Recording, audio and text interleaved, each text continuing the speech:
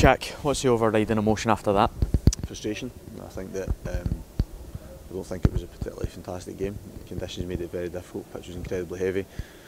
We played okay. Seen us play a lot better. However, we tried to do our best in the conditions, and having found ourselves in winning position twice in the game, that we've got to see that out. It's a reality of not just the situation we're in. It's the reality of playing football at this level. You know, you work hard to get into a winning position, not once but twice, and you have to see it out.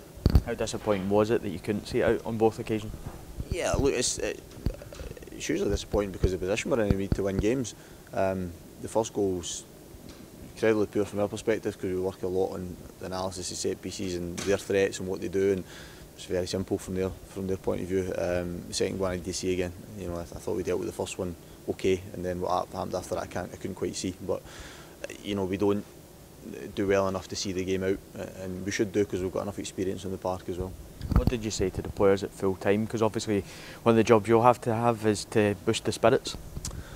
Well, I think there's two ways of looking upon it. You know, we're a point, another point in our points total, and that's the only thing we can control is how many points we accumulate at the end of the season. We can't control what somebody else accumulates, but they need to still be braver. You know, we need to still not get consumed by the position we're in, because that anxiety can spread, and there's players with enough good quality in that team to deal with it. Frustration is the biggest thing I said to them, because with the 2 or 3 exceptions, I've been pleased with them in the main, but today it's so frustrating because you know, we're in winning position twice at a difficult venue on a difficult pitch in a big match. What were you happy with from the team's performance today?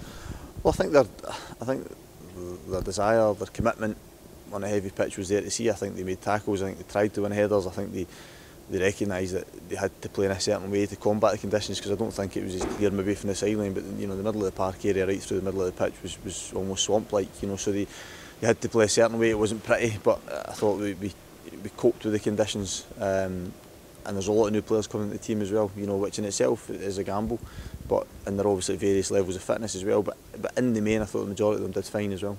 Obviously you handed debuts to Harry Davis and Adam Eckersley and Stelios as well, who came on as a substitute. How did you find their performances? I thought Harry, he was fine, you know, as he would be. You know, he's played a lot of games in England, so he could deal with that side of it no problem. Obviously scores his goal, the threat from set piece. Adam's playing a bit of catch up in terms of fitness. Stelios I was pleased with. You know, he can play either side Stelios as well, so he gives us that option moving forward as well. In terms of now the next couple of games, it is cup games, East Fife and then the New Saints. Is that maybe a good thing to have a wee bit of a break from league? Obviously you'll want to get these league games won and get to them, but a chance, especially with bringing in a lot of new players, to maybe blend them a bit. Well, I think what we've done is we had a meeting on Thursday as a group, and we kind of broke our season down into 3 games at a time, and we can't differentiate between the two, because the one thing that we've not managed to do is build momentum at any point. You know, I think if you look at our last 9 or 10 games, we've only lost 3, but we've drawn a lot of them, and we've not won enough of them. So that, you know, even the last 3 prior to today, you know, a draw, a win, a loss, then a back to draw again. You know, it's okay in different circumstances, not brilliant, but okay in different circumstances. So we need to create momentum. So the 2 cup games just offer us a chance to win games, to win next week, to win the week after, and then go into the next league game. You know, and then you look back at your last 5 or 6 games and say, well, we are starting to create momentum. So yeah, I don't really differentiate them. We just need to create that run that we've not managed to do yet so far. You named Stephen McGinn as captain this week. What was the thinking behind that?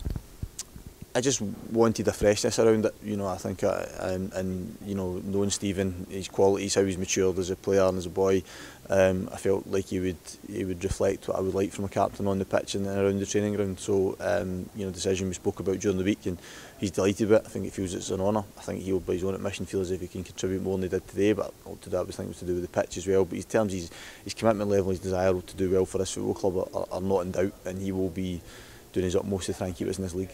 And just finally, once again, the supporters came out, back the team in huge numbers. Even at the end of the game, they were applauding the team. How important is it to have them for this run in the end of the season? Look, I try not to be condescending when I say this, because how they've been with me and the team since I took the job has been terrific, and I very much appreciate it, because I know there's a huge amount of frustration from them, and today not winning the game as well.